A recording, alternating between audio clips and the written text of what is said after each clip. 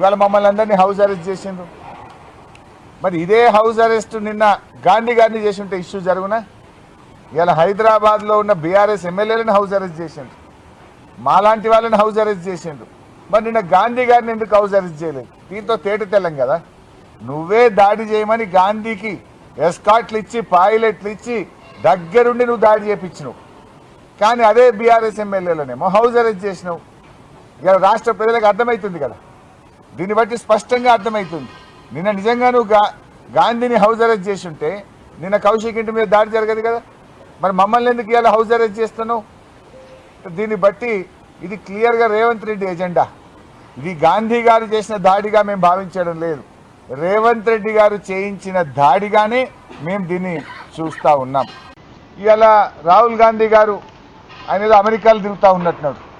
అమెరికాలో పోయి లెక్చర్లు ఇస్తుండు రాహుల్ గాంధీ గారు. ఏమని?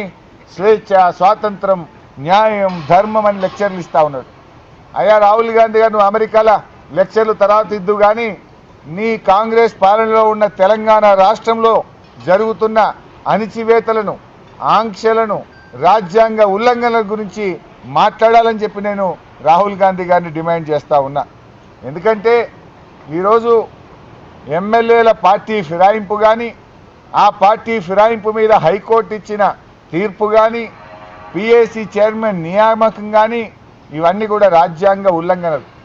ఈ రాజ్యాంగ ఉల్లంఘనల నుంచి దృష్టి మరల్చడం కోసం రేవంత్ రెడ్డి గారు దీన్ని ఒక లా అండ్ ఆర్డర్ సమస్యగా, ఇదేదో కౌశిక్ రెడ్డి గాంధీల మధ్య వ్యక్తుల మధ్య కొట్లాటగా దీన్ని చిత్రీకరించడానికి ఆయన కుట్రబంతా ఉన్నాడు.